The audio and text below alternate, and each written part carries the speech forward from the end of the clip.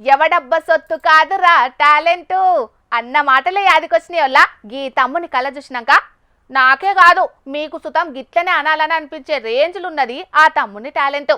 చాలా మంది మట్టిల మాణిక్యాల లెక్కనే ఉంటారు కానీ వాళ్ళకు పెద్దగా పేరు రాదు. అగ్గో అసంటలను బయటికి తీసుకొచ్చుట్లా మన హెచ్ఎం టీవీ ఎప్పటికీ ముందే ఉంటది కదా. అందుకే గీయాల మన జోర్దాలకు తీసుకొచ్చినాం. చాలో చూడుండ్రి మరి. కొన్ని సార్లు మనం చెప్పేదానికంటే ఎక్కువ విషయం సూయిస్తేనే తెలిసిపోతుందని అంటుంటారు కదా. ఇగో ఇడ గానొస్తున్న బొమ్మలు కూడా గదే కోవకు చెందినే అన్నట్టు. ఇవేం మామూలు ఆషామాషి బొమ్మలు కాదు, దారంతోని తయారు చేసిన బొమ్మలు, అట్లనే రౌతంతోని పెన్సిల్ తోని దించిన బొమ్మలు. గాజుల నవీన్ అనే ఈ తమ్ముడు పెద్దపల్లి జిల్లా కాళశ్రీరాంపూర్ ఉంటాడు. ఈయనకు చిన్నప్పటి సందే బొమ్మలు గీసుడు అంటే చాలా ఇష్టం అట. ఆ ఇష్టంతోనే పెన్సిల్ ఆర్ట్ నేర్చుకుని దాంతోని బ్లడ్ ఆర్ట్స్ థ్రెడ్ ఆర్ట్స్ చేసుకుంటా అందరి చేత షెఫ్ భాష అనిపించుకుంటున్నాడు.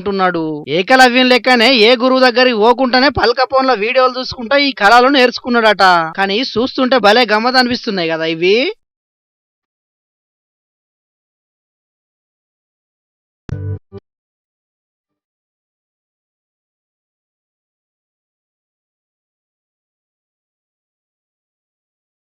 చెక్క బోర్డుకు మొలలు కొట్టి అవిటికి దారం చుట్టి ఇవ్వాలి అంటే అలా బొమ్మలు దించుతారట ఈ తమ్ముడు. అట్లా ఒక్క థ్రెడ్ ఆర్ట్ తయారు చేయాలంటే 10 నుంచి 20 రోజులు పడుతుందట. ఇక పెన్సిల్ ఆర్ట్ తయారు చేయాలంటే 5-6 గంటలు పడుతుందట. 3 నుంచి 5 ml రౌతం ఉపయోగించి బ్లడ్ ఆర్ట్ కూడా ఇస్తాడట.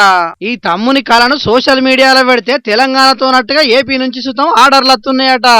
జాబ్ చేస్తుంటే సో ఇన్కమ్ అనేది నాన్ టెక్నికల్ కదా, నేను ఎక్కువ చదువుకోలేదు, నాన్ టెక్నికల్ కాబట్టి నాకు జాబ్స్ చేస్తున్నా కూడా ఇన్కమ్ సోర్స్ తక్కువ ఉంటుంది. సో మనం నా టాలెంట్ ఉండి కూడా నేను ఎందుకు పక్కన పెట్టుకోవాలి, ఇదే కంటిన్యూ చేద్దామని చెప్పేసి ప్రస్తుతానికైతే హైదరాబాద్కి వెళ్ళొచ్చి మా సంతూర్ కాళేశ్వరంపురికి వచ్చి అయితే మళ్ళీ ఆర్ట్స్ చేయడం అయితే స్టార్ట్ చేస్తాను. సో ప్రస్తుతానికైతే ఆర్ట్స్లో అయితే ముందుకు వెళ్ళిపోతున్నా. సో ఆర్డర్స్ కూడా బాగానే వస్తున్నాయి. మినిమం అయితే ఒక 20 అట్లా మినిమం అయితే వస్తున్నాయి. సో ప్రస్తుతానికైతే సరిపోతుంది.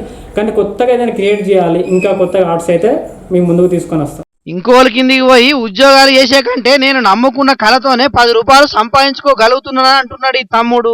మరిగా మీరు కూడా ఉద్యోగాలు అత్తలేవని నారాజు కాకుండా మీ లోపటున్న టాలెంట్ ను మీరే గుర్తించుకొని దాంతోనే బాగుపడే ఆలోచన చెయ్యుండ్రి. అంతేగాని ఉద్యోగాలు అత్తలేవని ఏ సర్కార్ వచ్చినా ఉపాధి చూపిస్తలేదని నీరస పడిపోకుండ్రి. ఇసొంటి తమ్ముళ్లను ఆదర్శంగా తీసుకొని మీరు కూడా గొప్పగా ఎదుగుండ్రి. ఏమంటున్నావు? సరేనా?